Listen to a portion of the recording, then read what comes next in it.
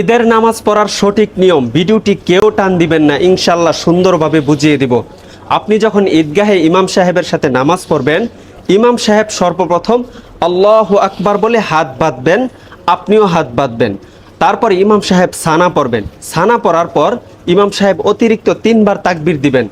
আল্লাহু আকবার বলবেন, হাত ছেড়ে দিবেন। দ্বিতীয়বার আল্লাহু আকবার বলবেন, হাত ছেড়ে দিবেন। তৃতীয়বার আল্লাহু আকবার বলবেন, হাত বেঁধে নেবেন। হাত বাঁধার পর ইমাম সাহেব সূরাতুল ফাতিহা এবং অন্য আরেকটি সূরা মিলাবেন। তারপরে রুকুতে যাবেন, সিজদা করবেন, প্রথম রাকাত কমপ্লিট করবেন। প্রথম রাকাত কমপ্লিট করার পর ইমাম সাহেব আল্লাহু আকবার বলে দাঁড়ানোর পর ইমাম সাহেব সূরাতুল ফাতিহা পড়বেন, অন্য আরেকটি সূরা মিলাবেন। অন্য আরেকটি সূরা মিলানোর পরে রুকুতে যাওয়ার পূর্বে ইমাম সাহেব আরও 3টি তাকবীর দিবেন। আল্লাহু আকবার বলবেন, হাত ছেড়ে দিবেন। দ্বিতীয়বার আল্লাহু আকবার বলবেন, হাত ছেড়ে দিবেন।